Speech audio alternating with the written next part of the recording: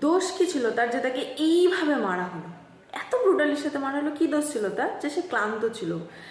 নাকি সে ডক্টর, মহিলা ডক্টর হওয়ার পরেও সে ক্লান্ত ছিল? নাকি মহিলা ডক্টর হওয়ার পরে ক্লান্ত হয়ে সে রেস্ট নিতে গেছিলো একটা গভর্নমেন্ট হসপিটালকে সেফ জায়গা মনে করে? এটা তার দোষ ছিল?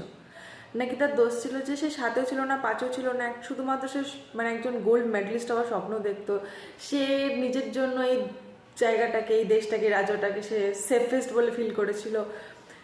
কি দোষ ছিল তার যে তাকে এতটা ব্রুটালির সাথে মারা হলো? পেলভিস, যেটা সব থেকে শক্তিশালী একটা বডি পার্ট, সেটাকে ভেঙে দেওয়া হয়েছে। কি দোষ ছিল তার যে সে আমাদের এত সুন্দর দেশকে, এত সুন্দর রাজ্যকে যে সে সেফ বলে মনে করেছিল, তার বাবা মা তাকে সেফ বলে তাকে ছেড়ে দিয়েছিল নাইট ডিউটির জন্য? এটা তার দোষ ছিল না? সব থেকে বেশি এটাই তার দোষ ছিল।